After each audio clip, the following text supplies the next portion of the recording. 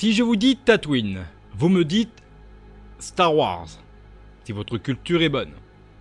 Puisque les Tatooines, au double coucher du soleil, sont un peu plus nombreuses que prévu. On ne sait toujours pas si les lois de la physique autorisent un saut dans l'hyperespace comme dans Star Wars, mais on sait qu'elles permettent l'existence d'exoplanètes autour d'étoiles doubles. Donc, on s'interroge toutefois encore sur l'existence des Tatooines habitables comme dans le film de George Lucas. Qu'elles soient désertiques ou non, mais avec des doubles couchers de soleil. Une nouvelle pièce vient d'être apportée au débat. Il y a maintenant 14 années que la NASA faisait sensation en révélant certains résultats des analyses d'observation du défunt télescope Spitzer, qui lui d'ailleurs observant dans le domaine de l'infrarouge. Spitzer avait trouvé des traces indirectes de l'existence de planètes rocheuses associées à des systèmes binaires d'étoiles.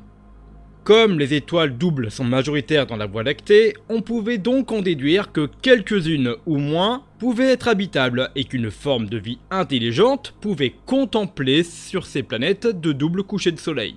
Comme dans les mythiques scènes de Star Wars avec Luke Skywalker sur la planète Tatooine. Le nombre d'exoplanètes connues dans la Voie lactée a depuis considérablement augmenté, dont certaines font effectivement partie d'un système binaire. Si la formation planétaire semble bel et bien la règle autour des étoiles, cela n'avait rien d'évident avec les étoiles doubles, car on pouvait penser que les attractions des deux étoiles pouvaient provoquer des phénomènes peu propices à la formation ou à la survie de la planète, notamment à cause de collisions provoquées par la manifestation de la théorie du chaos en mécanique céleste. De ce point de vue-là, on pouvait se poser des questions sur l'habitabilité d'exoplanètes telluriques autour de ces étoiles. Les variations des orbites et des rotations de ces exoplanètes n'allaient-elles pas souvent provoquer des changements drastiques et chaotiques de climat ou d'habitabilité, transformant par exemple une planète autrefois habitable en planète de glace ou en tuant toute vie? Comme l'expliquent certains chercheurs, il y a plus de planètes respectueuses du climat dans le système d'étoiles binaires qu'on ne le pensait auparavant. Ce qui fait dire que nous montrons pour la première fois qu'il existe une accumulation inattendue de systèmes où tout est aligné. Les planètes tournent précisément dans la même direction que la première étoile, et la deuxième étoile tourne autour de ce système sur le même plan que les planètes. Cela pourrait donc indiquer que les systèmes planétaires aiment se diriger vers une configuration ordonnée. C'est également d'ailleurs une bonne nouvelle pour la vie qui se forme dans ces systèmes. Les compagnons stellaires, qui sont alignés différemment, peuvent eux faire des ravages sur les systèmes planétaires, et bouleverser ou réchauffer les planètes au fil du temps. L'équipe de chercheurs a découvert que 9 des 40 systèmes étudiés, notamment dans les données du satellite Gaia de l'ESA, présentaient un alignement parfait. Pour ceux qui seraient intéressés par ce que verrait vraiment une forme de vie intelligente sur une Tatooine tempérée, le communiqué de Yale est particulièrement clair à ce sujet.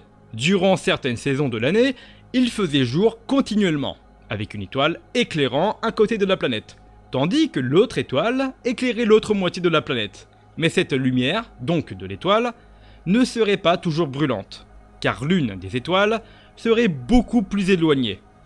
À d'autres saisons de l'année, les deux soleils éclairaient le même côté de la planète, l'un apparaissant beaucoup plus grand que l'autre.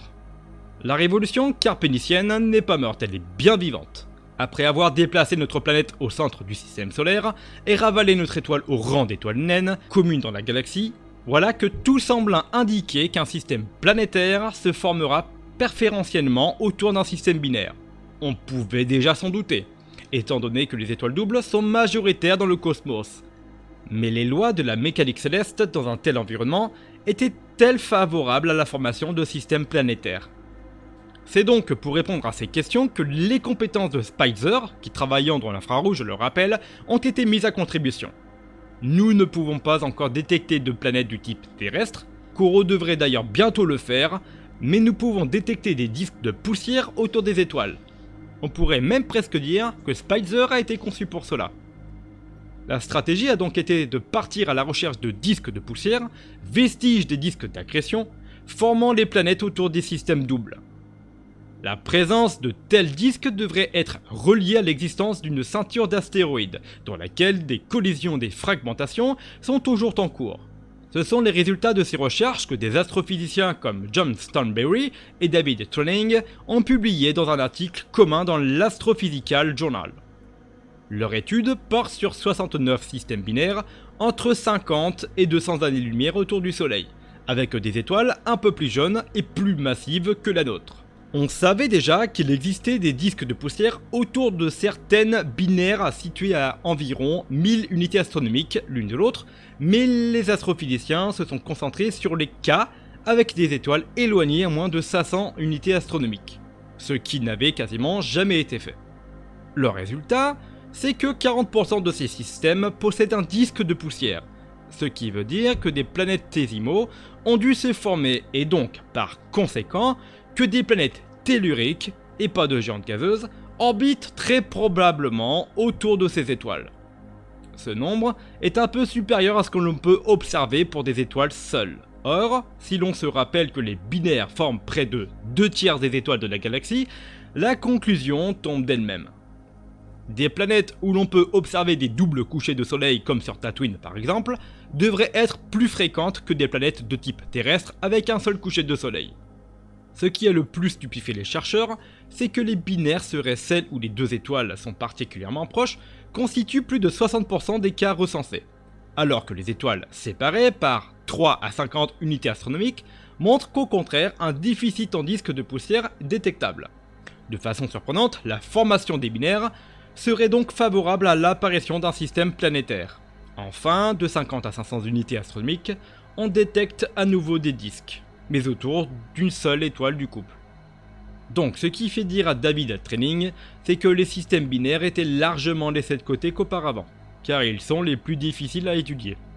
Attention, ils pourraient bien être les lieux les plus communs où se forment les planètes dans notre galaxie. Une information qui certainement bénéficiera à ceux qui se sont engagés dans le programme SETI et ravira les fans de la série Yoko Tsumo. J'espère que vous avez apprécié cette nouvelle vidéo. N'hésitez pas à lâcher le petit abonnement juste en dessous ainsi qu'un petit like, ainsi qu'un commentaire pourquoi pas, c'est bon pour mon référencement. En tout cas, je n'ai plus qu'à vous dire à la prochaine, au-delà de Hort.